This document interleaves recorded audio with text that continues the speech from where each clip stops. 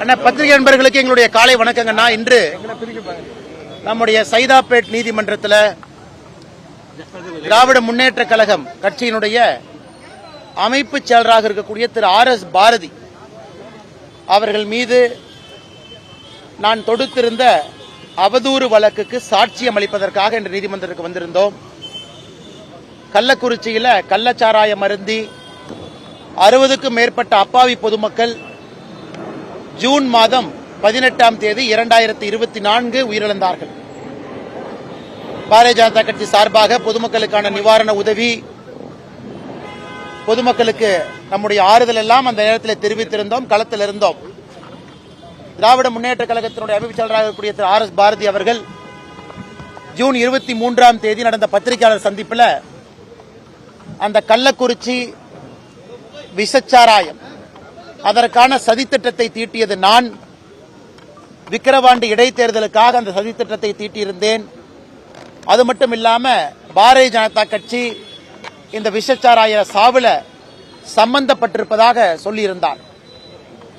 26 June அவருக்கு ஒரு notice அனுப்பியிருந்தோம். அவர் சொல்லியிருக்கக்கூடிய கருத்துக்கு மன்னிப்பு கேட்கணும். காரணம், ஒரு மூத்த தலைவர் மட்டுமல்ல, அவர் ஒரு வழக்கறிஞரும் கூட. 1 கோடி ரூபாய் மான நஷ்ட ஈடு கேட்டிருந்தோம்.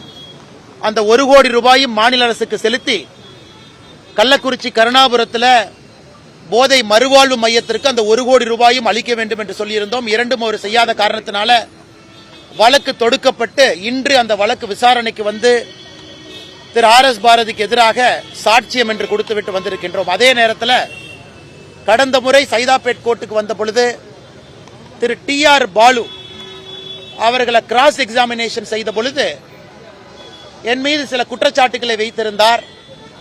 அதனால் திரு TR பாலு அவர்கள் மீது மற்றும் ஒரு மான நஷ்ட ஈடு வழக்கு தொடுத்து இன்று கம்ப்ளைண்ட் கொடுத்திருக்கிறோம் நீதிமன்றத்திற்கு. திரு TR பாலு அவர்கள் மீது நாங்கள் இன்று மான நஷ்ட வழக்கு தொடுத்து ஒரு கம்ப்ளைண்ட் கொடுத்திருக்கோம். திரு RS பாரதி அவர்கள் மீது தொடுக்கப்பட்ட வழக்கு நீதிமன்றத்தால் ஏற்கப்பட்டு இன்று சாட்சியம் கொடுத்திருக்கின்றோம். 2 வழக்கும் கூட முடித்துவிட்டு வெளியே வந்து நம்முடைய பத்திரிகை நண்பர்களை சந்தித்துக் கொண்டிருக்கின்றோம். உங்களுக்கு இருக்கக்கூடிய கேள்வி கேளுங்கன்னா பதில் சொல்றோம்.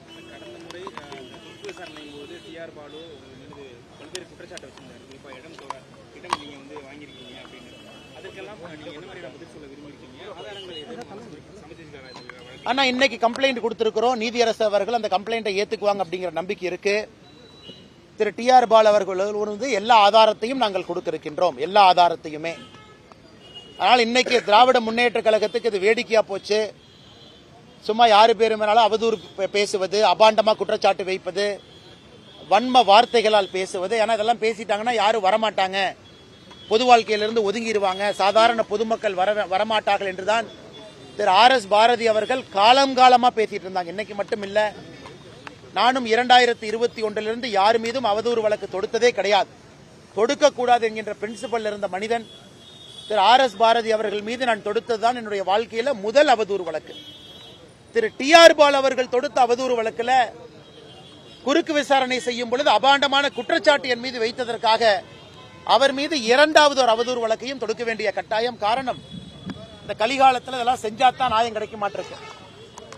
எனக்கும் நீதிமன்றம் வருவது, இத்தனை நம்முடைய பாரதிய ஜனதா கட்சியினுடைய தொண்டர்களுடைய நேரத்தை வீணாக்குவது, நீதிமன்றத்தினுடைய நேரம் சில முக்கியமான வழக்குக்கு செல்லணும்.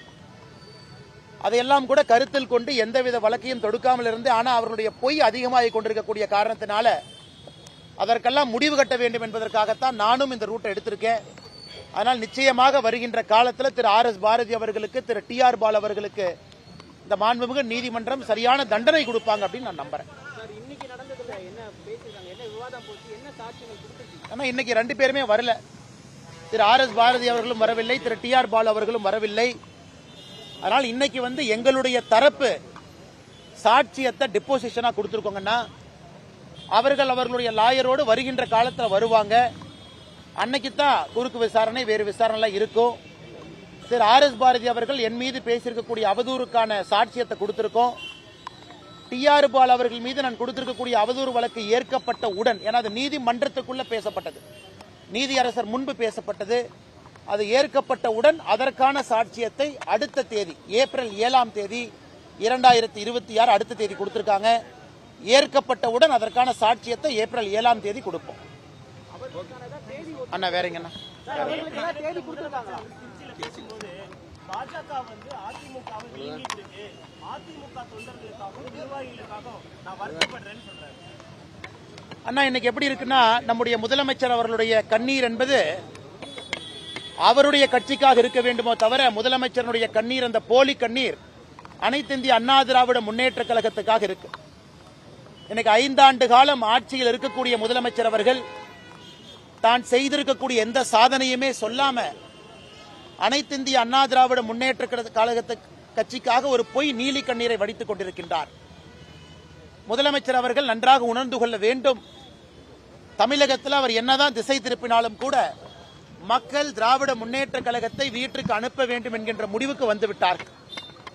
எனக்கு அனைத்து இந்திய அண்ணா திராவிட முன்னேற்ற கழகம், அந்த கட்சி, அதற்கு ஒரு பொதுச் செயலாளர், அதற்கான தலைவர்கள் இருக்கிறாங்க. அந்த கட்சி அவர்கள் முன்னேற்றத்திற்காக, தமிழக மக்கள் முன்னேற்றத்திற்காக அந்த கட்சி நடத்தப்பட்டுக் கொண்டிருக்கிறது. தமிழக பாரதிய ஜனதா கட்சியை பொறுத்தவரை எங்களுடைய தொண்டர்கள் தமிழக மக்களுடைய முன்னேற்றத்திற்காக இந்த கட்சி நடத்தப்பட்டுக் கொண்டிருக்கிறது. ஒரு தேர்தலில் 2 பேரும் கூட்டணியில் இருக்கும். இதே வாதத்தை சொல்லக்கூடிய முதலமைச்சர், இதற்கு முன்பு திராவிட முன்னேற்ற கழகத்தினுடைய கூட்டணியில் நாம இருந்தோம். 1999 2003 காலகட்டம் வரை அந்த கூட்டணியில் இருந்த பொழுது திராவிட முன்னேற்ற கழகம் கட்சி விழுங்கப்பட்டதா? அதனால முதலமைச்சர் அவர்கள் கண்ணாடியை பார்த்து பேசணும். இதே திராவிட முன்னேற்ற கழகம் இதற்கு முன்பு பாரதிய ஜனதா கட்சியினுடைய கூட்டணியில் இருந்த பொழுது அந்த கட்சி யாரும் சிதைச்சாங்களா, விழுங்குனாங்களா? அதனால் பாரதிய ஜனதா கட்சியை பொறுத்தவரை ஒரு தனித்தன்மையான ஒரு இயக்கம். எங்கள் வளர்ச்சிக்காக, தமிழகத்தினுடைய வளர்ச்சிக்காக இங்கே அரசியல் செய்து கொண்டிருக்கின்றோம். தேர்தல் காலகட்டத்தில் கூட்டணி வைப்பது இயல்புதான். அதனால முதலமைச்சர் அவர்கள் நீ காங்கிரஸோடு கூட்டணி வைக்கிறீங்க, காங்கிரஸ் உங்களை விழுங்கிருமா? கம்யூனிஸ்ட் கட்சியை நீங்க விழுங்கிருவீங்களா? இல்ல அண்ணன் திருமாவளவன் அவருடைய விசிகேவை நீங்க விழுங்கிருவீங்களா? அதனால அந்த குற்றச்சாட்டை நான் திமுகவின் மீது வைக்கல. ஆனா திமுக இன்னைக்கு ஏன் அந்த குற்றச்சாட்டை வைக்கிறாங்கன்னா, மக்கள் மனசுல திசை திருப்பணும், ஆட்சியினுடைய தப்பான விஷயத்தை மக்கள் பேசக்கூடாது என்பதற்காக மட்டும்தான்.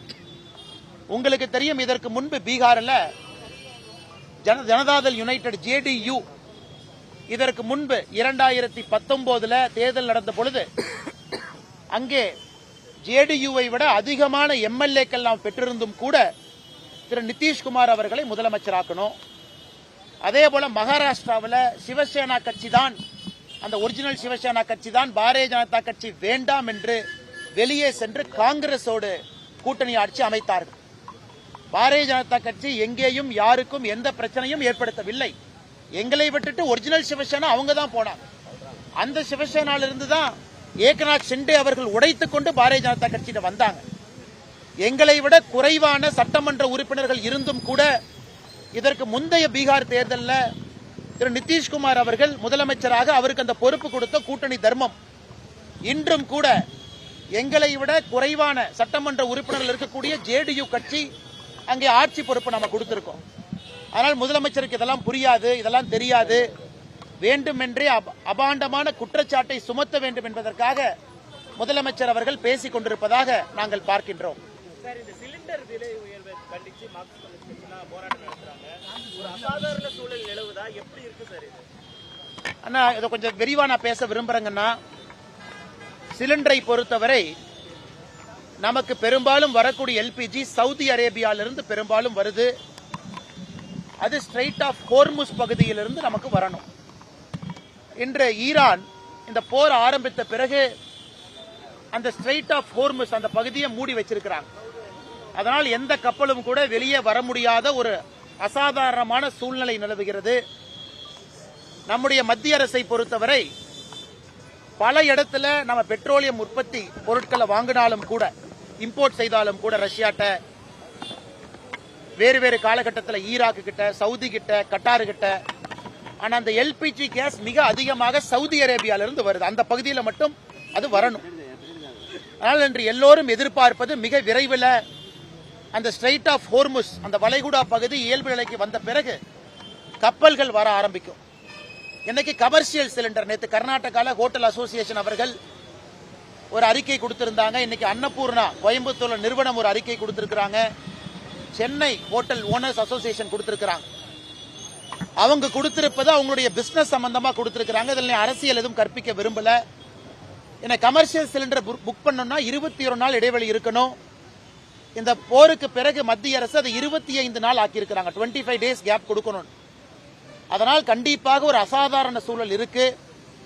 ஆனா நம்முடைய நோக்கத்தை பொறுத்தவரை வீட்டிற்கு தேவையான நார்மல் சிலிண்டர் அது வந்துடணும், தங்குதடை இல்லாம வரணும்.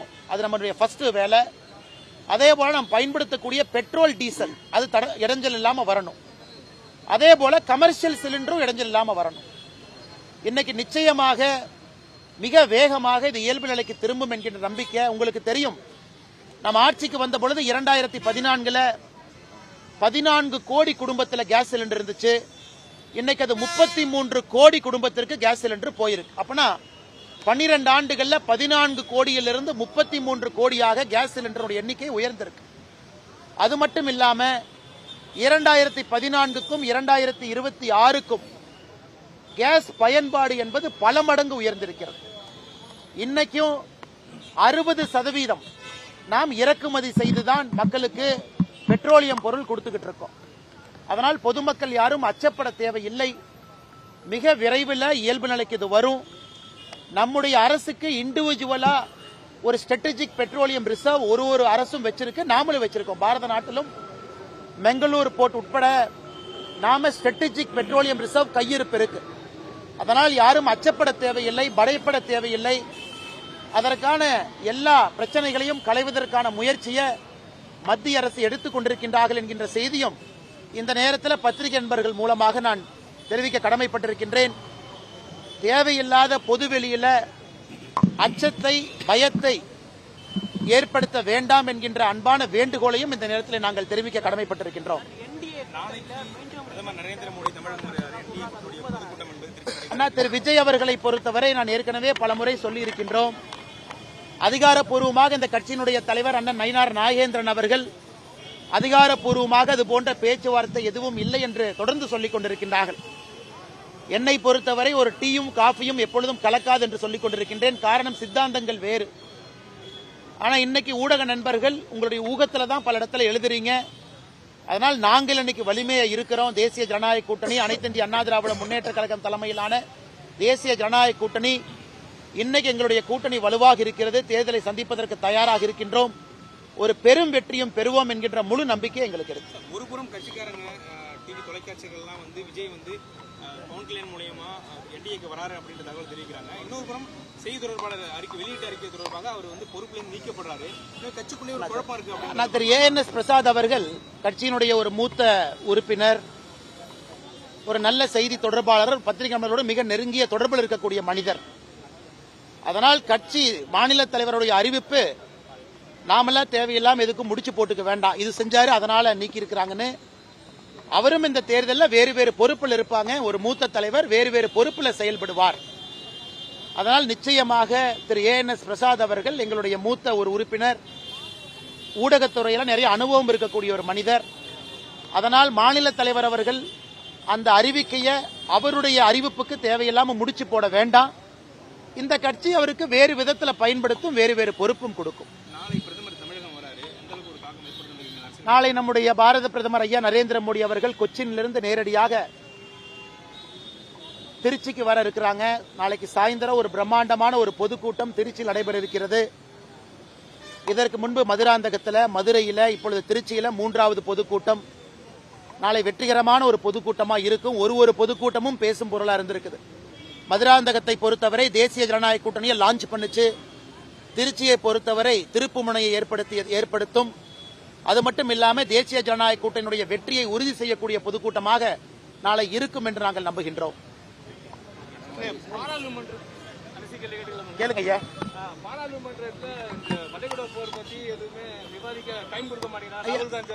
இல்லைங்க ஐயா, பாராளுமன்றத்தில் திரு ஜெய்சங்கர் அவர்கள் வளைகுடா போரை பற்றி விவாதிப்பதாக நோட்டீஸ் கொடுத்துட்டாங்க. நம்முடைய அரசு சார்பாக வளைகுடா போரை பற்றி விவாதிப்பதற்கு தயார், அதற்கான நோட்டீஸ் கொடுத்துட்டாங்கன்னா கண்டிப்பா விவாதம் நடக்கும்.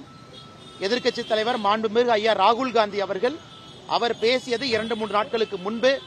இன்னைக்கு மத்திய அரசு பாராளுமன்றத்தினுடைய உறுப்பினர்களுக்கு இதை பற்றி சொல்லுவாங்க. அது மட்டும் இல்ல, ராகுல் காந்தி ஐயாவுடைய கட்சியை சார்ந்திருக்கக்கூடிய திரு சசி தரூர் அவர்கள் தான் வெளியுறவுத்துறைக்குரிய பாராளுமன்ற குழுவினுடைய தலைவரா இருக்கிறார். அவருக்கு எப்ப வேணாலும் யாரை வேணாலும் கேட்பதற்கான உரிமை இருக்கு.